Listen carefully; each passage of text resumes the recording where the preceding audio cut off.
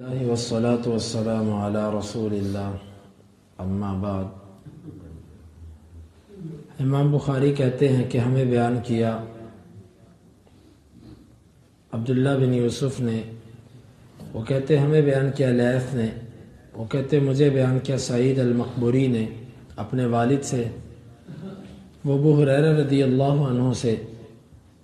وہ کہتے ہیں بینما نحن فی المسجد،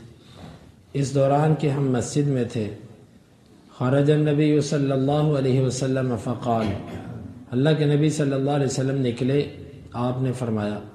انطلقوا الی یہود، یہودیوں کی طرف چلو، فخرجنا، پس ہم نکلے، حتی جئنا بیت المدراس، یہاں تک کہ ہم ان کے کتاب پڑھنے کی جگہ ان کے مدرسے میں آئے، فقال اسلموا تسلموا، اسلام لے آؤ محفوظ ہو جاؤ گے، وَاعْلَمُوا أَنَّ الْأَرْضَ لِلَّهِ وَرَسُولِهِ، اور جان لو زمین اللہ اور اس کے رسول کے لیے ہے، وَإِنِّي أُرِيدُ أَنْ أُجْلِيَكُمْ مِنْ هَذِهِ الْأَرْضِ، اور میں یہ ارادہ رکھتا ہوں کہ تمہیں اس زمین سے نکال دوں، فَمَنْ يَجِدْ مِنْكُمْ بِمَالِهِ شَيْئًا فَلْيَبِعْهُ، پس جو کہ تم میں سے اپنے مال میں سے کوئی چیز پاتا ہے اسے وہ بیچ دے، وَإِلَّا وَغَرْنَا فَعْلَمُوا أَنَّ الْأَرْضَ لِلَّهِ وَرَسُولِهِ، تم خوب جان لو زمین اللہ اور اس کے رسول کے لیے ہے۔ یہودیوں کو جزیرہ عرب سے نکالنا، اللہ کے نبی صلی اللہ علیہ وسلم نے اس حدیث کے اندر واضح ان کو اشارہ دے دیا تھا کہ میں تمہیں نکالنا چاہتا ہوں، جزیرہ عرب سے نکالنا چاہتا ہوں، اور ان کو دعوت دی کہ تم اسلام لے آؤ اور محفوظ ہو جاؤ گے دنیا میں بھی اور آخرت میں بھی۔ ان کے بیت مدراس، مدراس اس جگہ کو کہتے ہیں کہ جہاں پر ان کی کتاب پڑھی جاتی ہے، یہ بہت بڑے عالم کے لیے بھی یہ لفظ بولا جاتا ہے، لیکن یہاں پر مراد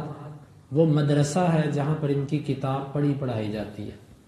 وہاں پر آ کر آپ نے ان کو دعوت دی۔ لیکن یہاں پر ایک سوال ہے کہ یہ یہودی کون تھے، کیونکہ ابو ہریرہ رضی اللہ عنہ کہتے ہیں بینما نحن فی المسجد، ہم مسجد میں تھے، اور ابو ہریرہ جو ایمان لائے ہیں وہ خیبر کے بعد لائے ہیں، غزوہ خیبر ہونے کے بعد ابو ہریرہ مسلمان ہوئے، اور اللہ کے نبی صلی اللہ علیہ وسلم نے جب کہا یہود کی طرف نکلو تو اس میں ابو ہریرہ بھی تھے،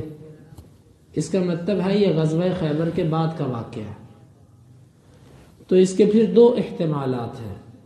ایک احتمال تو یہ ہے کہ اس سے مراد خیبر ہی کے یہودی تھے، آپ خیبر فتح ہونے کے بعد ان کو نکالنے کا ارادہ کر چکے تھے، لیکن پھر انہوں نے منت سماجت کی کہ ہمیں یہاں پر رہنے دیں،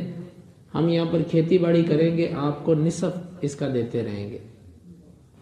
یا دوسرا جو مفسر شارحین نے لکھا کہ اس سے مراد مدینے کے اندر کچھ بچے کھچے یہودی تھے، مدینے سے جب آپ نے 3 قبیلوں کو نکال دیا تو اس کے باوجود کچھ یہودی مدینے میں تھے۔ اس کی دلیل وہ حدیث بھی ہے کہ جب آپ صلی اللہ علیہ وسلم فوت ہوئے تو مدینے کے اندر ایک یہودی تھا کہ جس کے گھر پہ آپ کی زرہ گروی رکھی ہوئی تھی۔ اس کا مطلب یہ ہے کہ ان 3 قبیلوں کو نکالنے کے باوجود بھی مدینے کے اندر کچھ یہودی تھے، اور آپ نے ان کو نہیں نکالا تھا کیونکہ ان کی طرف سے ابھی تک کوئی ایسی چیز نہیں آئی تھی جو ان کو ایسا کرنے پر، جو ان کو سزا کے طور پر نکالا جاتا۔ تو اللہ کے نبی صلی اللہ علیہ وسلم یہاں پر ان یہودیوں کے پاس آئے تھے اور ان سے کہا تھا کہ دیکھو میں تمہیں یہاں سے نکالنا چاہتا ہوں، جزیرہ عرب کو اللہ تعالیٰ شرک اور کفر سے پاک کرنا چاہتا ہے، تو تمہارے پاس جو کوئی ایسی چیز ہے نا جو تمہیں بڑی پسند ہے اس کو تم بیچ لو، وگرنہ زمین اللہ اور اس کے رسول کی ہے، وہ انہی کے پاس جائے گی، وہ جسے چاہتا ہے اس کا وارث بناتا ہے۔ تو یہاں پر اللہ کے نبی صلی اللہ علیہ وسلم نے یہ جو یہودی تھے ان کو اسلام کی دعوت دی، اور ان کو جزیرہ عرب سے نکالنے کا جو آپ کا فیصلہ تھا وہ آپ صلی اللہ علیہ وسلم نے ان کو سنا دیا۔ اس سے معلوم ہوا کہ رسول اللہ صلی اللہ علیہ وسلم ان یہودیوں کے بارے میں یہ فیصلہ کر چکے تھے، لیکن اس فیصلے کا اظہار نہیں ہو پایا۔ البتہ اس فیصلے پر عمل جو تھا وہ یعنی فیصلے پر عمل آپ کی زندگی میں نہیں ہوا، لیکن فیصلے پر عمل امیر المؤمنین عمر فاروق رضی اللہ عنہ نے کروایا تھا۔ امام بخاری کہتے ہیں کہ ہمیں بیان کیا محمد نے، وہ کہتے ہیں ہمیں بیان کیا ابن عیینہ نے، وہ سلیمان بن ابی مسلم الاحول سے، انہوں نے سنا سعید بن جبیر کو، انہوں نے سنا ابن عباس رضی اللہ عنہما کو، وہ کہہ رہے تھے یوم الخمیس وما یوم الخمیس، جمعرات کا دن، اور تمہیں کیا پتا جمعرات کا دن کیا ہے۔ ثم بکا، پھر وہ رو پڑے، حتی بل دمعہ الحصا، یہاں تک کہ ان کے آنسوؤں نے زمین کی کنکریوں کو گیلا کر دیا۔ قلت یا ابن عباس ما یوم الخمیس، میں نے کہا ابن عباس یہ جمعرات کا دن کیا ہے یہ معاملہ؟ قال اشتد برسول اللہ صلی اللہ علیہ وسلم وجعہ،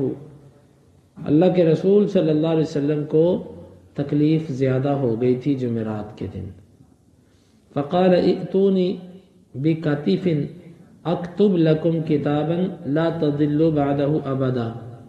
آپ نے فرمایا تھا میرے پاس کوئی جو ہڈی ہوتی ہے، یعنی کہ کندھے کی ہڈی، کتف کندھے کو کہتے ہیں، اس کے اوپر ایک ہڈی ہوتی ہے چوڑی سی، یعنی وہ میرے پاس لے کر آؤ کسی جانور کی، اس کے اوپر میں تمہیں کچھ چیزیں لکھ دوں، کیونکہ کتابت کے طور پر ان کے ہاں ہڈی، کپڑا اور ورق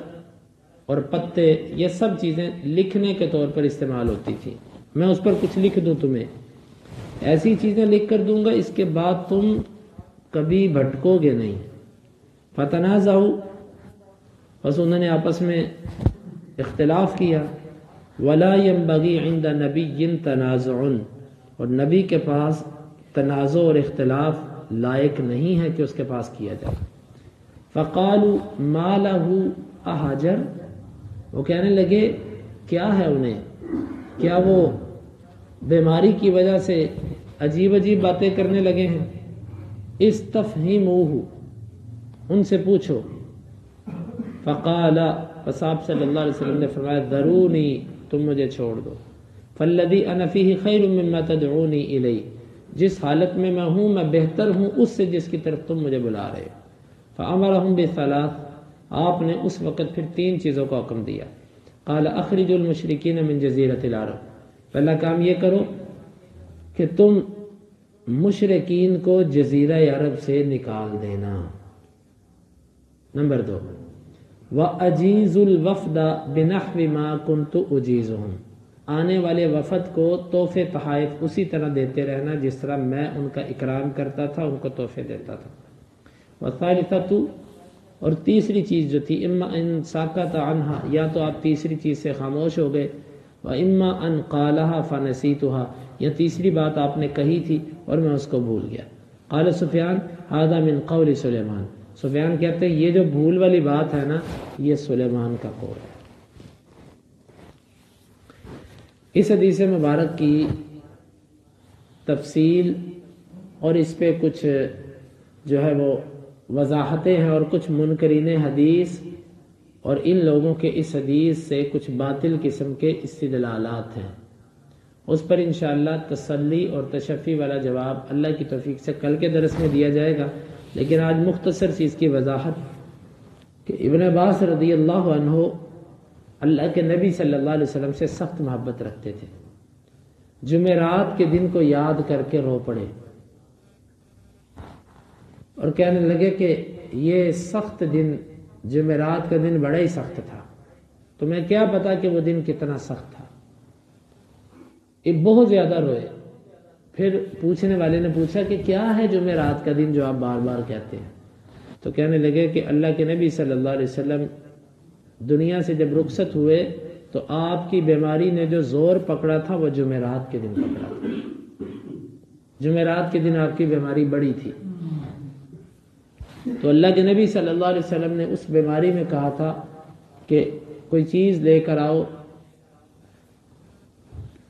کندھے کی ہڈی لے کر آؤ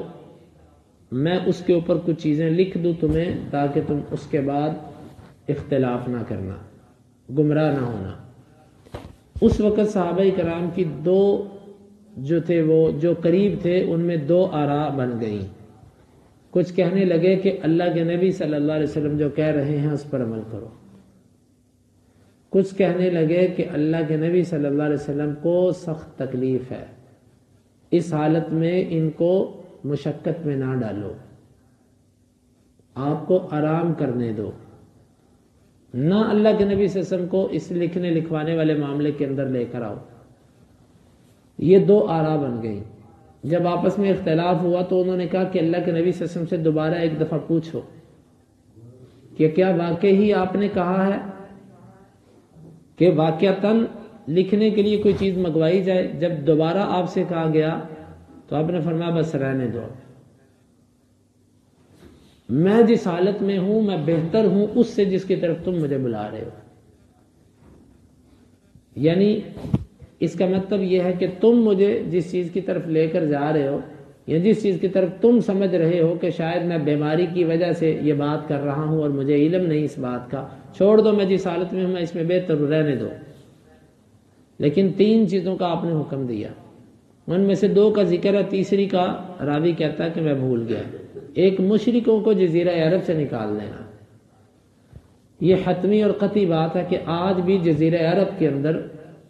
وہاں پر مشرک کو رکھنے کا جواز نہیں ہے،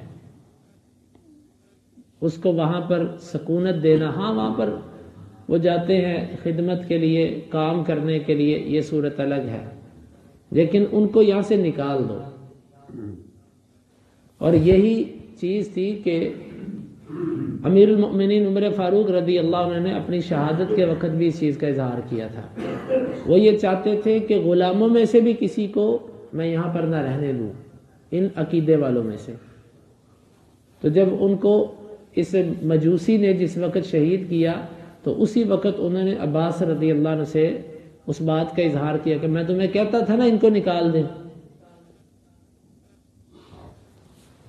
تو دوسری چیز یہ تھی کہ جس طرح میں وفد کا، آنے والے مہمانوں کا میں اکرام کرتا ہوں، ان کو تحفے تحائف دیتا ہوں، تم ان کے ساتھ یہ کرتے رہنا۔ یہ اللہ کے نبی صلی اللہ علیہ وسلم کا اونچا اخلاق تھا۔ آپ کے پاس جو کوئی وفد ملنے آتا آپ ان کو تحائف دیتے تھے، آپ ان کو کوئی نہ کوئی ایسی چیزیں دے کر رخصت کرتے تھے کہ جن سے ان لوگوں کو خوشی ہوتی تھی، اور آنے والے مہمان کو تحفہ دینا، خوش رکھنا، یہ ایک آج بھی یہ بڑے ذہن کے لوگوں کے اندر یہ چیز پائی جاتی ہے۔ اور تیسری چیز پر راوی کہتا میں بھول گیا۔ انشاءاللہ اس حدیث کے اوپر کچھ ہمارے انشاءاللہ کچھ تفصیل ہے، وہ کل کے درس میں۔ اللہ تعالیٰ سے دعا ہے اللہ تعالیٰ ہمیں سمجھنے کی اور اس کو صحیح جو فہم ہے اس پر عمل کرنے کی توفیق عطا فرمائے۔ سبحانک اللہم ربنا و بحمدک، اشہد ان لا الہ الا انت، استغفرک و اتوب الیک۔ حدیث نمبر 3167 اور 68۔